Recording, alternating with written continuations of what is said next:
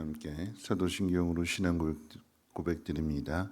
전능하사 천지를 만드신 하나님 아버지를 내가 믿사오며 그 외아들 우리 주 예수 그리스도를 믿사오니 이는 성령으로 잉태하사 동정녀 마리아에게 나시고 본디오 빌라도에게 고난을 받으사 십자가에 못 박혀 죽으시고 장사한 지 사흘 만에 죽은 자 가운데서 다시 살아나시며 하늘에 오르사 전능하신 하나님 우편에 앉아 계시다가 저리로서 산 자와 죽은 자를 심판하러 오시리라. 성령을 믿사오며 거룩한 공회와 성도가 서로 교통하는 곳과 죄를 사하여 주시는 곳과 몸이 다시 사는 곳과 영원히 사는 것을 믿사옵나이다. 아멘. 좋으신 하나님, 오늘 이 새벽에도 하나님 귀한 전으로 불러주셨습니다. 하나님, 우리가 이 땅을 살아가면서 지금 이 시대에 우리가 해야 될 일이 무엇인지를 깨닫게 하시고 하나님의 나라 이루어갈 수 있는 거룩한 일꾼들로 세움받게 도와주시옵소서. 하나님, 예물 드리는 손길 가운데 모든 공사 은혜 가운데 잘 마칠 수 있도록 인도해 주셔서 감사합니다. 우리 장성혁 집사님 귀한 예물 드리게 될 때에 하나님 앞에 있는 문제도 잘 해결되어 줄 수 있도록 하나님 선한 길로 인도해 주옵소서. 감사드리며 모든 말씀 예수님의 이름으로 기도합니다. 아멘. 하나님 말씀 봅니다. 하나님 말씀은 오늘부터 이제 아모스서 말씀 보도록 하겠습니다. 호세아서 말씀 뒤에 있는 유엘서 다음에는 아모스서 1275페이지입니다. 아모스서 1장 1절 말씀부터 2장 3절까지 보시겠습니다. 구약성경 아모스서 1장 1절에서 2장 3절까지 보시겠습니다. 구약성경으로 1275페이지입니다. 아모스서 1장 1절에서 2장 3절까지 보겠습니다. 유다왕 우시아의 시대 곧 이스라엘 왕 요아스의 아들 여로보암의 시대 지진 전 2년에 드고와 목자 중 아모스가 이스라엘에 대하여 이상으로 받은 말씀이라. 그가 이르되 여호와께서 시온에서부터 부르짖으시며 예루살렘에서부터 소리를 내시리니 목자의 초장이 마르고 갈멜산 꼭대기가 마르리로다. 여호와께서 이와 같이 말씀하시되 다메섹의 서너 가지 죄로 말미암아 내가 그 벌을 돌이키지 아니하리니 이는 그들이 철 타작기로 타작하듯 길르앗을 압박하였습니다. 내가 하사엘의 집에 불을 보내리니 베나닷의 궁궐들을 사르리라. 내가 다메섹의 빗장을 꺾으며 아웬 골짜기에서 그 주민들을 끊으며 베들린에서 규 잡은 자를 끊으리니 아람 백성이 사로잡혀 기르에 이르리라. 여호와께서 말씀하셨느니라. 여호와께서 이와 같이 말씀하시되 가사의 서너 가지 죄로 말미암아 내가 그 벌을 돌이키지 아니하리니 이는 그들이 모든 사로잡은 자를 끌어 에돔에 넘겼음이니라. 내가 가사 성에 불을 보내리니 그 궁궐들을 사르리라. 내가 또 아스돗에서 그 주민들과 아스글론에서 규를 잡은 자를 끊고 또 손을 돌이켜 에그론을 치리니 블레셋에 남아 있는 자가 멸망하리라. 주 여호와께서 말씀하셨느니라. 여호와께서 이와 같이 말씀하시되 두로의 서너 가지 죄로 말미암아 내가 그 벌을 돌이키지 아니하리니 이는 그들이 그 형제의 계약을 기억하지 아니하고 모든 사로잡은 자를 에돔에 넘겼음이라. 내가 두로 성에 불을 보내리니 그 궁궐들을 사르리라. 여호와께서 이와 같이 말씀하시되 에돔의 서너 가지 죄로 말미암아 내가 그 벌을 돌이키지 아니하리니 이는 그가 칼로 그의 형제를 쫓아가며 긍휼을 버리며 항상 맹렬히 화를 내며 분을 끝없이 품었음이라. 내가 대만에 불을 보내리니 보스라의 궁궐들을 사르리라. 여호와께서 이와 같이 말씀하시되 암몬 자손의 서너 가지 죄로 말미암아 내가 그 벌을 돌이키지 아니하리니 이는 그들이 자기 지경을 넓히고자 하여 길르앗의 아이 벤 여인의 배를 갈랐음이니라. 내가 라빠 성에 불을 놓아 그 궁궐들을 사르되 전쟁의 날에 외침과 회오리 바람의 날에 폭풍으로 할 것이며 그들의 왕은 그 지도자들과 함께 사로잡혀 가리라. 여호와께서 말씀하셨느니라. 여호와께서 이와 같이 말씀하시되 모압의 서너 가지 죄로 말미암아 내가 그 벌을 돌이키지 아니하리니 이는 그가 에돔 왕의 뼈를 술살라 죄를 만들었음이라. 내가 모압에 불을 보내리니 그리옷 궁궐들을 사르리라. 모압이 요란함과 외침과 나팔 소리 중에서 죽을 것이라. 내가 그 중에서 재판장을 말하며 지도자들을 그와 함께 죽이리라. 여호와께서 말씀하시니라. 아멘. 네, 오늘 이제 아모스 말씀을 살펴보게 될 때에 이 아모스 선지자가 사역한 그 시대 유다 왕에게 있어서는 우시아가 다스리던 때였고 또 이제 북이스라엘에 있어서는 여로보암의 시대였음을 분명하게 밝히고 있습니다. 오늘 이제 두 가지 상황을 먼저 한번 생각해 볼 텐데요. 그 당시 시대적인 상황이 북이스라엘의 시대적인 상황이 어떤 상황이냐? 여로보암 2세라고 그랬거든요. 여로보암 2세라고 한다면 경제적으로 가장 번영하던 그런 시기입니다. 북이스라엘이 어떻게 번영을 이룰 수 있느냐라고 이야기할 때에 국제적인 정세를 본다라고 하면 전통의 강호라고 할 수 있는 이 애굽이 그 자국 내 혼란을 아주 그냥 심히 겪게 됩니다. 또 거기에 이제 또 새로운 강호였던 이제 시리아 아랍 나라죠. 아랍 나라가 이제 계속 북이스라엘을 괴롭혔었는데 이 아랍 나라가 이제 아수르에 의해서 함락되게 됩니다. 그리고 이제 아수르도 좀 약해지는 그런 시기다 보니까 국제적으로 이 북이스라엘을 괴롭혔던 나라들이 힘을 잃게 되니까 그로 인해서 이제 좀 숨을 쉴 수 있게 되었고 그러면서 이제 무역 활동을 활발하게 해서 경제적인 번영을 이루게 됩니다.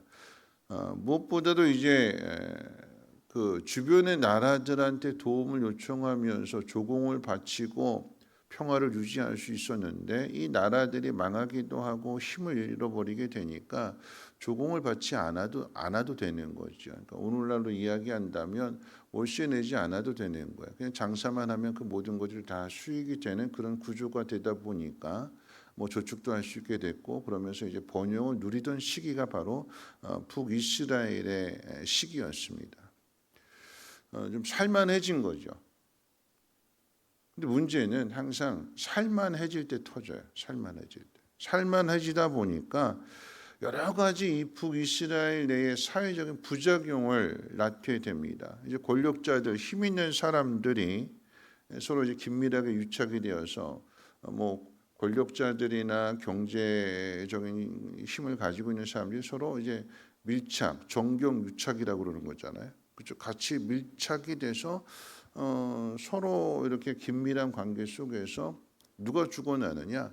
약한 사람들만 죽어나는 거예요.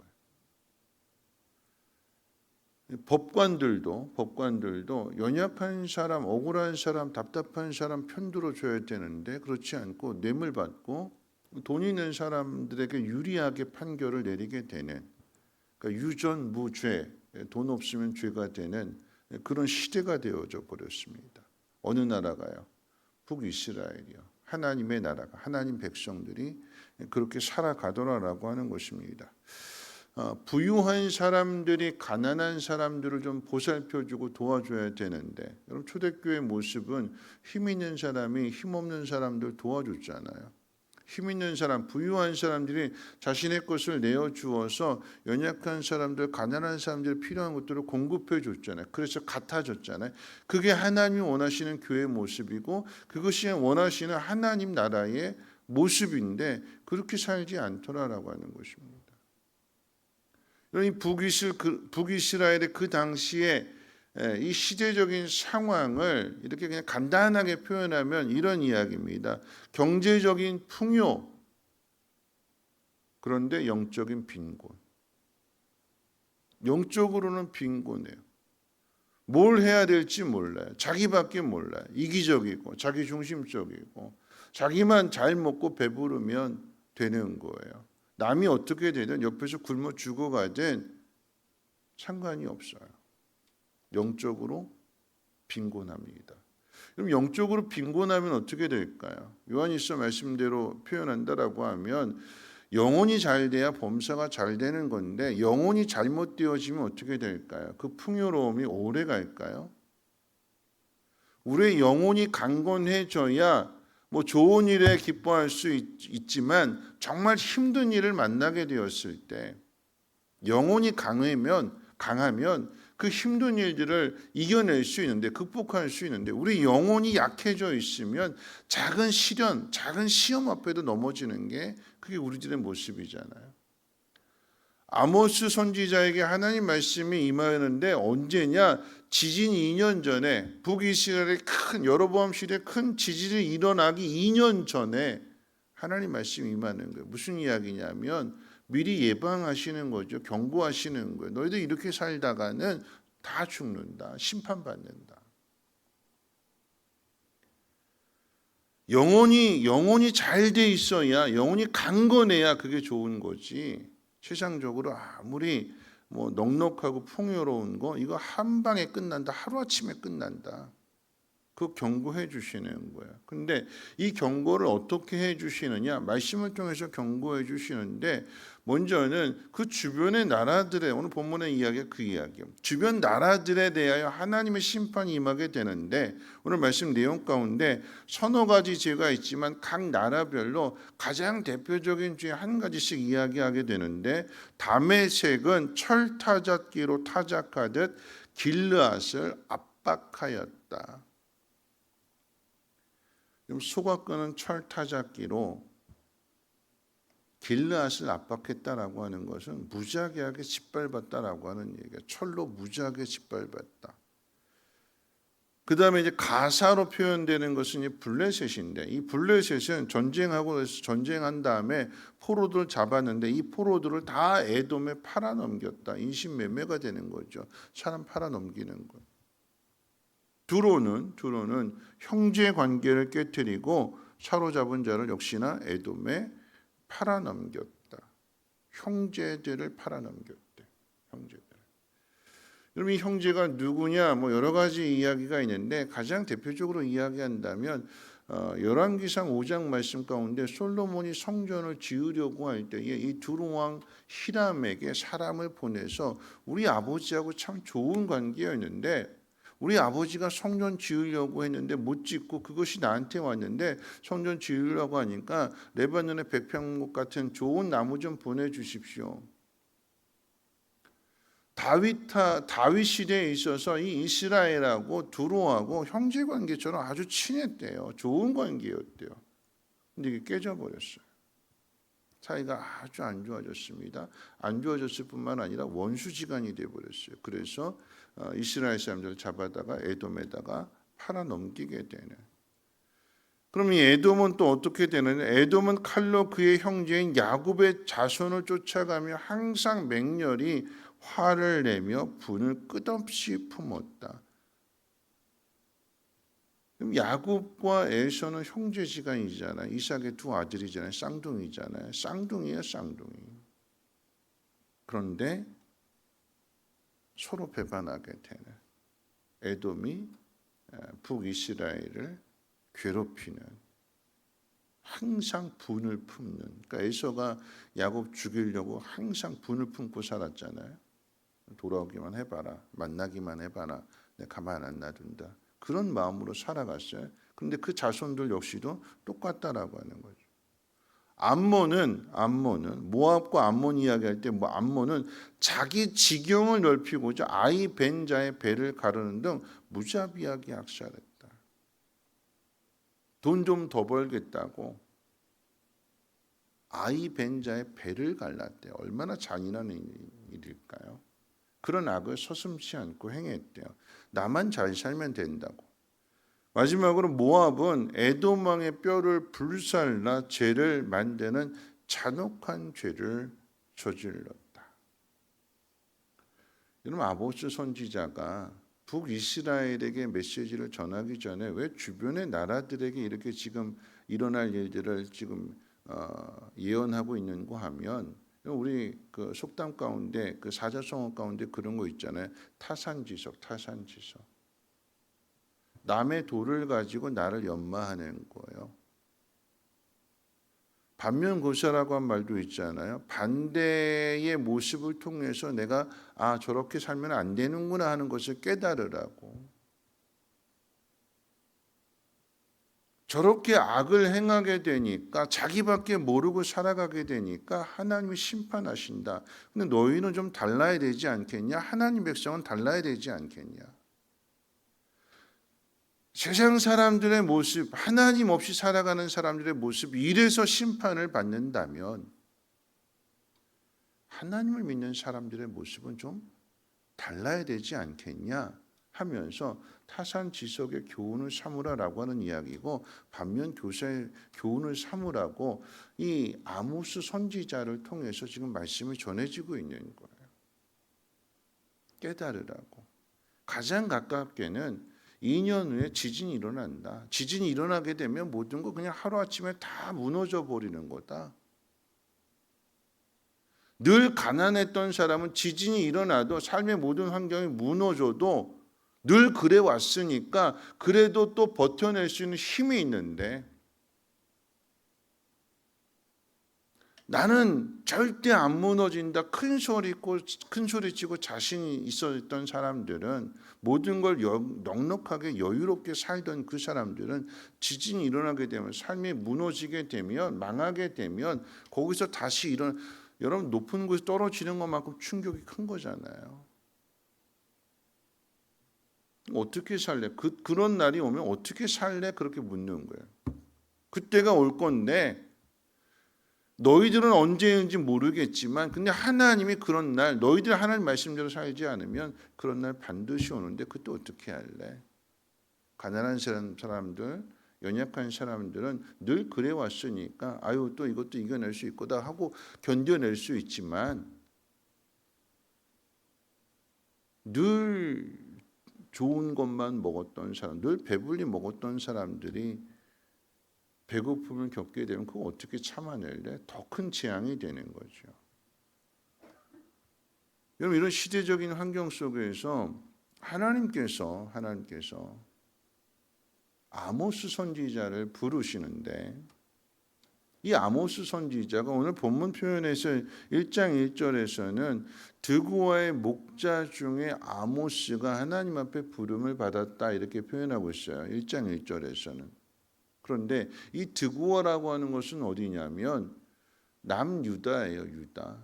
남유다의 사람인데 예루살렘 근처에 살고 있던 목자인데, 근데 하나님이 목자 중에 한 사람이 아모스를 불러서 어디로 보내시냐면 북이스라엘로 보내세요. 마치 선교사 파송하는 것처럼 자기 살던 그 남쪽 유다가 아니라, 나라가 갈라졌고 지금으로 표현하면 북한으로 보내는 거예요.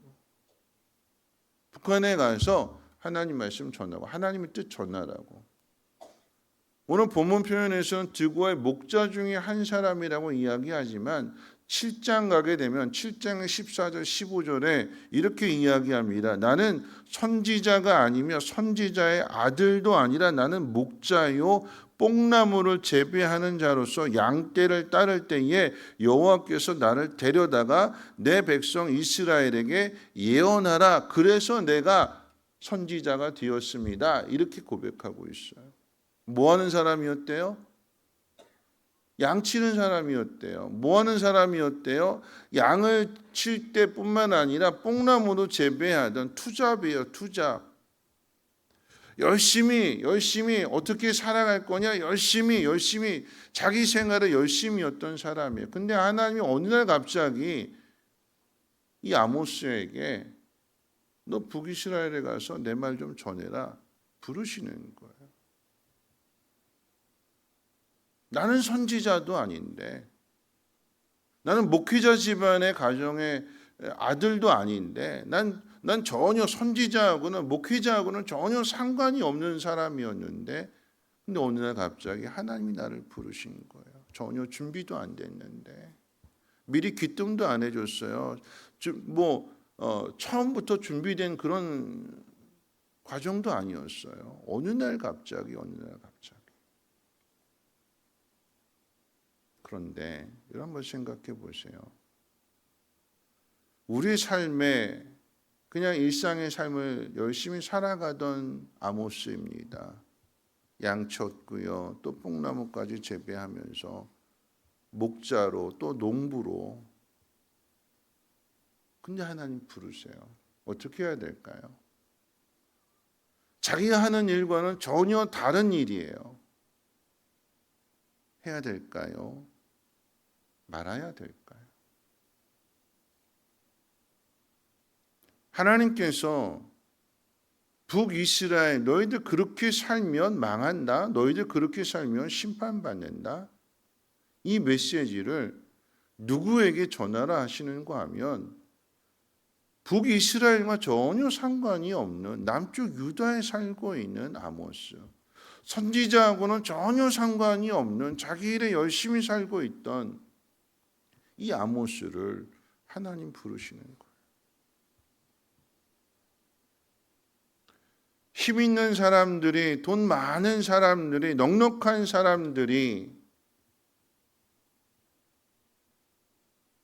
좀 연약한 사람들 도와주고 마음 써주고 그래야 되는데 그렇지 않고 자기밖에 모르고 살아가니까 좀 말도 잘하고 뭐 힘도 좀 있고 뭐 백도 좀 있고 하나님 그런 사람을 세우시는 것이 아니라 힘 있는 사람이 약한 사람들 괴롭히는데 그런데 이 사회를 바로잡는 그 일에 누구를 들어 쓰시냐면 약한 사람, 보잘것없는 사람. 여러분 그 당시에 뭐 예수님 당시도 마찬가지지만 목자라고 한다라고 하면 가장 천한 직업이에요. 그런 사람을 불러서 하나님의 일을 맡기세요. 우리가 해야 될 일은 말씀 정리할 텐데요. 오늘 이 아모스를 부르시는 이 모습을 통해서 생각해 본다면 하나님 왜 아모스를 부르시는 걸까요? 하나님의 백성은 하나님 백성답게 살아야 된다라고 하는 것을 가르치라고 아모스를 부르시는 거예요. 신학적인 배경이나 지식이 전혀 없습니다. 그런데 그 신학적인 배경이나 지식이 아무것도 없는 이 목자고 뽕나무를 재배하는 이 농부를 하나님 부르시는 것은 이 일 누가 하시는 걸까요? 하나님이 하시는 거예요. 하나님. 내가 가지고 있는 능력, 내가 가지고 있는 힘과는 상관없이 하나님의 일은 하나님이 하시는데 그 일에 내가 하나님 믿고 결단하는 사람, 하나님이 누구신지를 알고 그 하나님을 두려워하는 마음 가운데 순종하는 사람을 통해서 하나님은 하나님의 능력을 나타내십니다. 누구라도 상관이 없대요. 누구라도 상관이 없대요. 힘이 있어야 되고 돈이 있어야 되고 시간이 있어야 되고 건강해야 되고 그게 아니라 가장 약한 사람에게 하나님은 힘도 주시고 능력도 주시고 건강도 주시고 아니 건강이 약해서 바울처럼 육체적인 가시가 있다면 그 육체적인 가시를 안고도 그 사명을 감당할 수 있는 강건한 믿음과 사명감을 주신대요. 어떻게 살아가야 되는 걸까요? 우리가 하나님의 일을 하지 않으면 우리가 영적으로 깨어있지 않으면 우리의 영혼이 강건하지 않으면 그럼 세상적으로 뭐 넓은 집에 살고 좋은 차 타고 다니고 좋은 음식 먹고 아무런 의미 없어요. 하나님 아무것도 인정해 주지 않아요. 한번 보세요. 하나님 내가 열심히 돈 벌어 가지고 아파트 뭐 40평 뭐 어디에 땅 뭐 예금 얼마 그래가지고 이거 내가 열심히 해가지고 앞으로 잘 살아라 하고 내 자녀들에게 다 물려주고 왔습니다. 그게 하나님 앞에 자랑이 될까요? 그렇게 물려주면 그 자녀들이 잘 살까요? 어제도 이제 신광교회 부흥회 갔어요. 신명수 목사님 말씀 전하실 때에 아브라함에 대한 이야기, 우리 교회에서 하신 말씀 그 본문 아브라함 얘기하시면서 그 이야기, 아브라함이 75세 부름 받아서 100년을 살고 죽었을 때에 한 거 잘한 건 딱 하나 있대요. 잘한 건 딱 하나. 그 잘한 게 뭐냐? 재산 이만큼 남겨서 자식에게 물려준 게 아니라 잘한 건 딱 하나, 그게 뭐냐? 이삭을 믿음의 아들로 키웠대요. 믿음의 아들로. 이삭 하나를 믿음의 아들로 키웠더니 그 이삭이 아버지 죽고 난 다음에 흉년 들었는데 농사 지으니까 하나님이 그 이삭에게 100배의 복을 주셨대요. 여러분, 아브라함의 복은 아브라함이 받는 거예요. 이삭의 복은 이삭이 받는 거예요. 부모의 복은 부모가 받는 거고요. 자녀의 복은 자녀가 받는 거예요. 뭘로 복 받을까요? 하나님 뭘로 복 주실까요? 믿음이에요. 믿음. 그 사람의 믿음. 내 믿음으로 내가 복을 받는 거고, 내 자녀의 복은 내 자녀의 믿음으로 하나님 복을 주시는 거예요. 근데 내 자녀의 믿음이 세워지지 않았다? 그럼 어떻게 될까요? 물려받는 거 다 허비하는 거예요. 낭비하게 되는 거예요. 하나님이 안 하는데 하나님 복 주실까요? 하나님 일해야 복 받는 거잖아요. 우리는 하나님이 복을 주셔야 그 복을 누리는 거지, 내가 아무리 수고해도 안 되는 거예요. 어떻게 해야 될까요? 그러니까 하나님이 해야 되는 거죠. 하나님이 기뻐하시는 일, 하나님이 상 주시는 그 일을 내가 감당하게 될 때에 하늘의 복을 받는 것, 이건 내가 수고해서 땀 흘려서 얻게 되는 복과 비교할 수 없게 되는 거죠. 말씀을 마칩니다. 오늘 하나님이 아모스 선지자를 부르세요. 북이스라엘하고는 전혀 상관이 없고 선지자하고는 전혀 상관이 없는데 하나님 부르셔서 하나님 아모스 선지자에게 하나님 말씀을 주세요. 말씀. 아모스가 한 일은 다른 거 없어요. 하나님이 맡기신 그 일 결단하고 순종하고 간 것밖에는 없어요. 그러니까 하나님이 하시는 거거든. 오늘 저와 여러분들이 하나님을 해야 되는데 내가 가지고 있는 힘, 내가 가지고 있는 능력, 이거 가지고 막 계산기 두들기고 이게 되냐 안 되냐, 그건 내가 하는 거죠. 우리가 해야 될 일은 그저 하나님 앞에 순종하는 거, 하나님 앞에 맡기고 하라고 하면 하고 하지 말라고 하면 안 하고 그럼 되는 거.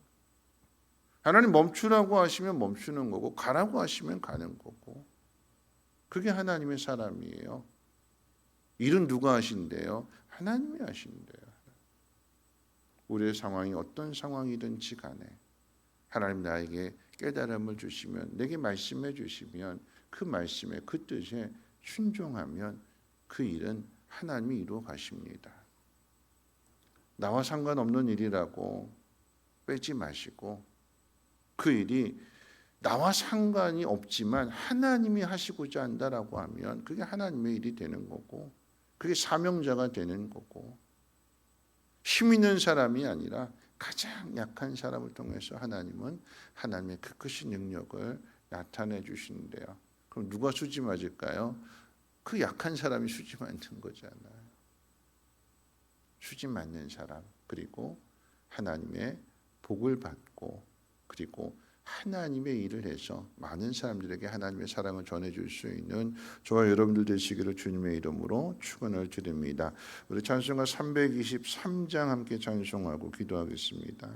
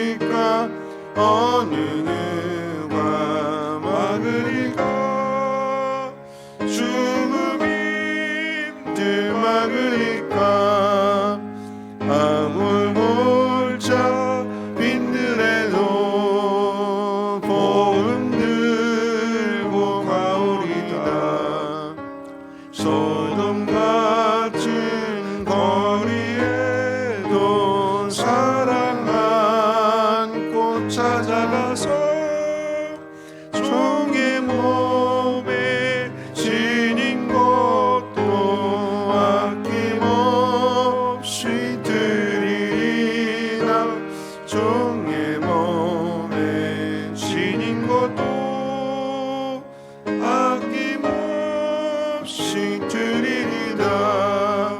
존귀 영광 모든 권세 주님 홀로 받으소서. 멸시전대 십자가는 제가 지고 가오리다. 이름 없이 빛도 없이 감사하며 섬기리라. 이름 없이 빛도 없이 감사하며 섬기리라. 아멘.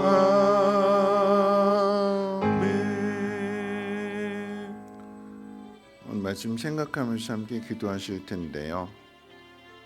하나님이 북이스라엘의 선지자를 세우실 때 북이스라엘 사람이 아닌 남쪽 유다의, 그것도 목자요 뽕나무를 재배하는 사람을 선지자로 부르세요. 그럼 만약에 이 아모스가 핑계를 댄다면 뭐라고 핑계 댈까요? 나는 남쪽 사람인데요. 나는 선지자라고는 전혀 생각도 안 해봤고 배운 적도 없고, 나는 목자고 농부인데 내가 무슨 그런 일을 하겠습니까? 얼마든지 핑계 댈 수가 있는 거죠. 근데 핑계가 아니라 순종하려고 하는 마음을 생각해 본다면, 목자니까 양을 돌보는 마음, 양을 위해서 수고하는 마음, 농부였으니까 그 나무를 사랑해서 그 나무의 열매를 맺도록 그렇게 애쓰고 수고했던 것, 안 하려고 하면 핑계가 보이는 거고, 하려고 하면 좋은 것들을 생각하게 되는, 그래 한번 해보자, 이랬으니까 뭐 별다른 거 있겠나, 한번 해보자, 하나님이 하라고 하시는 거니까. 그게 순종이에요. 그게 순종. 전혀 상관이 없는 것처럼 보여줬지만, 그런데 하려고 하니까 다 연결되는 거예요. 내 인생 하나님 왜 나한테 이렇게 살아오게 하셨을까? 그런데 하나님 사명 안에서 다 쓸모가 있더라고요. 그래서 하나님이 쓰신대요. 쓸모없다고 생각했던 것조차도 하나님 쓰시면 쓸모 있는 게 되는 거고, 귀한 게 되는 것이고, 보석이 되는 거예요. 어디에 있을까요? 순종에 있습니다. 오늘 이 새벽에 오늘 말씀 기억하면서 하나님 앞에 순종하는 사람으로 살아가게 하시고, 하나님 나를 부르실 때에 그 일이 어떤 일이든지 빼지 않게 하시고 아멘하게 하시고, 그래서 하나님의 뜻을 이루며 하나님 영광을 나타낼 수 있는 믿음의 사람 되게 해달라고 우리 함께 통성으로 하나님 앞에 기도합니다. 사랑 많으신 하나님 아버지 감사합니다. 오늘도 하나님 말씀을 듣습니다.